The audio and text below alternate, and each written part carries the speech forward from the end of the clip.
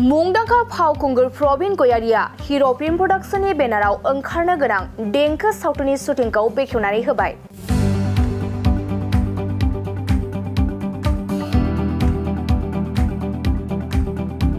नंगौ, राज कसारिनि स्ट'री स्क्रिप्टनि गेजेरजों हिर' फिल्म प्रडाक्शननि बेनाराव ओंखारनो गोनां देंखो सावथुननि शुटिंखौ बेखेवनानै होबाय बर' सावथुन मुलुगनि मुंदांखा फावखुंगुर प्रवीण गयारिया। बे हाबाफारियाव मुसलपुर जिल्ला बिसानि गाहाय नेहाथारि सनेश्वर बर' आरो स्ट'री स्क्रिप्ट राइटार राज कसारि बिथांमोना बाहागो लायो। देंखो सावथुनाव गाहायै फाव खालामगोन जाखांफुनाय फावखुंगुर सुरजित देउरि, फावखुंग्रि ददेरे ब्रह्म आरो माखासे गोबां गोजाम महरगिरिफोर बिथांमोनहा। आरो बे देंखो सावथुननि शुटिंखौ बाक्सा जिल्लानि माखासे थावनिफोराव लानाय जागोन होनना बे समाव खौरां मोननाय जादों। नायगिरि रायजो राजा नोंथांमोना सेप्तेम्बर दाननि गेजेरावनो देंखो सावथुनखौ हिर' फिल्म प्रडाक्शनाव नुनो मोनगोन। आंखौदि हिर' फिल्म प्रडाक्शननिफ्राय हांख्रायनानै गावसिनि दिनैनि बे जात्रा बा मुहुरत जागायनाय जेननाय हाबाफारियाव बाहागो लानो हांख्रायहरबाय।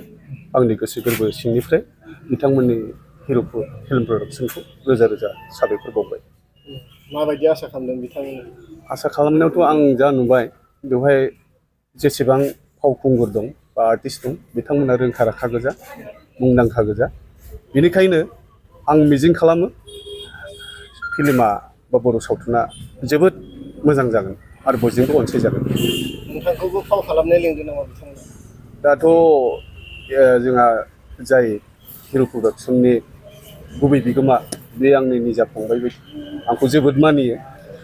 आंबो बिनि बाथ्राखौ दाननो हाया, बेबो आंनि बाथ्राखौ फेलें खालामनो हाया। बेनिखायनो बिथाङा हांख्रायदों आं नुजाफैगोन सानसे साननैबाबो। शुटिंआ मैयानो जोबनाय बायदि जादों। बेनिफ्राय आगस्ट'नि जोबथा मासाव रिलिज खालामनायनि मिजिंखौ लादों। बहा रिलिज होगोन? रिलिजआथ' दा जों साननायाव दा मोनथामसो जायगायाव दङ, दा फिक्स बुंथ'नो हाया। जों सिलेक्ट खालामनानै माबागोन आरो। दानसिम आंनि गोसो गोरबोनिफ्राय खुलुमनायखौ जासिहरग्रोबाय। दा आंनि स्क्रिप्ट हिसाबै देंखो, बे देंखो मुभिनि गेजेरजों आं बेखौनो फोरमायनो थांदों जे बा बेखौनो दिन्थिफुंनो सानदों जे बेयाव फुल रमान्टिक महरै जोङो दिन्थिफुंनो थांगासिनो दङ देंखोनि गेजेरजों। आरो बे देंखो मुभिया जोंना आं स्क्रिप्टखौ जाबायदि सानदों बे साननाय बायदि मोगथाङाव मोजाङै मोजां महर मोनफुंगोनखौ आं मिजिंथिदों। आंनिया दासिम नैबे देंखो मुभिसिम 7टा स्क्रिप्ट जाबाय, स्ट'री स्क्रिप्ट। मा लिरगोन? आं गिबियावनो इनायनि फावखुनाव लिरदोंमोन आरो सिलिंखार, बिदिनो इनायतखार, जोहोलाव दा ग्रेट, डिजिटेल वान्टेड, हांगार आरो नैबे 7 नम्बराव एबार देंखो होननाय स्क्रिप्टखौ आङो बिथां हिर' फिल्म प्रडाक्शननिफ्राय आंखौ स्ट'री स्क्रिप्ट लिरनो थिननाय लेखा आं लिरदोंमोन। दा बेयो आंना 7 नम्बराव दं आरोखि। बेसेबां खुसि? सिनेमाखौथ' आङो जाबायदि खुसिजों लिरदों, खोब ट्रेजेडि रमान्टिक, जाय रमान्टिकनि गेजेरजों आङो पाब्लिकनो मोगथाङाव जाबायदि माने खुसि होनो सानदों बेयो मोगथाङाव मोजाङै मोजां महर मोनगोनखौ आङो नुहुरदों आरो सानहरदों आरोखि। गिबियावनो गासैनिसिमबो आंनि खुलुमनायखौ जासिहरग्रोबाय।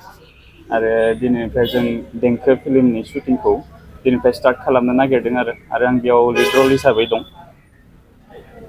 बे बोसोरावथ' ओरैनो मोननै जानो गोनांमोन, खिन्थु समनि माबानि थाखाय मोनसेया एसे माबा जाहैबाय आरो। शुटिं सोलिखाबायमोन? शुटिं अलरेडि सोलिखाबायमोन। बे समाव माने आंना एग्जामनि डेटआबो माने शुटिंनि डेटजों सेम जाना होबायमोन, बेनिखायनो बेयाव आं बाहागो लाहैनो हायासै। अब्ला नैबे मोनसेल' ओंखारसिगोन? बे मोनसेल' ओंखारसिगोन बे बोसोराव। ओरैनोथ' फिल्मनि स्क्रिप्टखौ खोनानानै स्ट'रि स्क्रिप्ट कनसेप्ट गासैबो रमान्टिक आरो ट्रेजेडि जाजोबगोन, मोजाङानो जाजोबगोन गासिबो। ओरैनोथ' आं दा डिग्रि कमप्लिट खालामबाय, रिजाल्ट मोननो बाखि दंबावो। BCA खालामगासिनो दिसपुर कलेजनिफ्राय। मोनसे फोसावथाय, नोंथांमोननि ओनसोलाव सोरबाफोर ड्राग्स एबा फेग्रा मुवाजों नाख्रेबजानानै थानाय सुबुं दं नामा? जुदि नोंथांमोननि ओनसोलाव सोरबाफोर ड्राग्स एबा फेग्रा मुवाजों नाख्रेबजानानै थानाय सुबुं दं, अब्ला नोंथांमोननि थाखाय मोनसे मोजां खौरां। ड्राग्स एबा फेग्रा मुवाजों नाख्रेबजानानै थानाय सुबुंफोरखौ फाहामथाय होनो थाखाय नोंथांमोननि गेजेराव लानानै फैदों मोनसे रिभाइभ रिहाबिलिटेसन सेन्टार।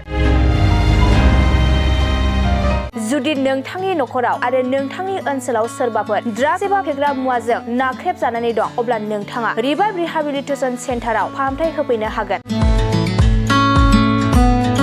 मंगलदै सेनं बामुनपारा दरंआव थानाय रिभाइभ रिहेबिलिटेसन सेन्टाराव नोंथाङा ड्राग्स एबा फेग्रा मुवाजों गोदोसोनानै थानाय सुबुंफोरखौ फाहामथाय होफैनो हागोन। नोंथाङा नोंथांनि ओनसोलनि फेग्रा मुवाजों गोदोनानै थानाय सुबुंफोरखौ बे रिभाइभ रिहेबिलिटेसन सेन्टाराव फाहामथाय होनानै सासे राफोद आरो मोजां सुबुं खालामनो हागोन। गोबां बाथ्रा मिथिबावनो थाखाय नोंथाङा 9859262926 60030092706 नैबे होनाय जानबुं नम्बराव खौरां लानो हागोन।